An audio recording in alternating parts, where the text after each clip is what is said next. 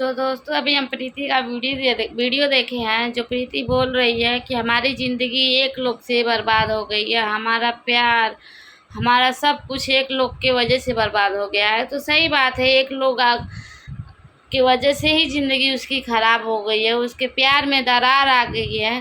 तो दोस्तों आप लोग ब्लॉग में पूरा बने रहिएगा, हम बताएंगे आप लोग को इंसान कौन है, और आप लोग पूरा वीडियो देखिएगा तो ही समझ में आएगा, नहीं तो नहीं समझ में आएगा। तो आप लोग ब्लॉग में बने रहिएगा, ठीक है।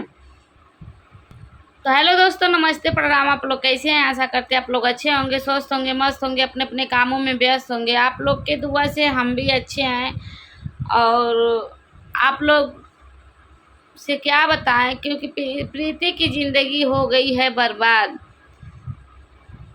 बर्बाद क्यों हुई है, उस बर्बाद का कारण कौन है? आप लोग ब्लॉग पूरा देखिएगा तो ही समझ में आएगा, नहीं तो नहीं समझ में आएगा। तो दोस्तों प्रीति का कहना है कि मेरी ज़िंदगी सिर्फ एक इंसान ने बर्बाद की है, और मुझे समझ में ही नहीं आ रहा है कि मैं किसकी बात मानूं, किसकी बात नहीं मानूं, अपने दिल की सुनूं कि अपनी माँ का सुनूं कि अपने मन का सुनूं, उसको कुछ समझ में नहीं आ रहा है।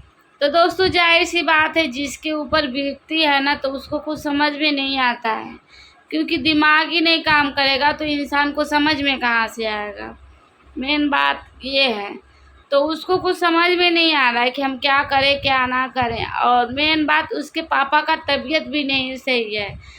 तो अपने पापा को देख के और परेशान है, और अपना दुख लेके तो परेशान है ही, क्योंकि देखिए बोले मैं कितनी बदनसीब हूँ कि मैं मतलब अपने पापा का तबीयत ख़राब है, फिर भी उनके दुख के में शामिल नहीं हो पा रही हूँ। क्योंकि सही बात है, जब इंसान सही रहता है ना, सुख रहता है शरीर से और स्वस्थ रहता है, तो किसी के दुख में खड़ा भी हो सकता है।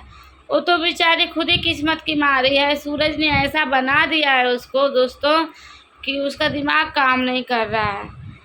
तो हम ये कहेंगे, कोई भी इंसान हो ना, ज़िंदगी में सब कुछ करना, पर दो लोग के बीच में, मतलब अपने बीच में तीसरे को नहीं लाना। मतलब हम दोनों लोग, मतलब दो लोग हैं, जैसे सूरज हो गए और प्रीति हो गए, उसमें जो तीसरा है उसने ही उसका प्यार बर्बाद कर दिया। प्यार के नाम पे वो समझ लीजिए एकदम प्रीति को बर्बाद कर दिया। तो तीसरा जब आता है दोस्तों ना, तो यही होता है कि इंसान दूसरे के कहने में, दूसरे के सुनने चलने में वो अपना घर बर्बाद कर देता है। जैसे कि आप लोग को पता ही होगा कि मालती चौहान विष्णुराज का भी यही हाल हुआ था। उसमें तीसरा आया तो ही उसका परिवार खराब हो गया।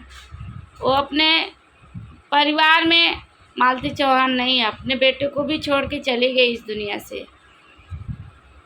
तो हम ये नहीं कहेंगे कि प्रीति सूरज आप लोग बहुत समझदार हैं, और दोनों लोग को कहेंगे, एक लोग को नहीं कहेंगे, दोनों लोग को कहेंगे। अगर आप लोग को जब नहीं रहना है तो आप लोग अच्छे से फैसला कर लीजिए, और इस बात को क्लियर कर दीजिए कि हम लोग नहीं रहेंगे साथ में।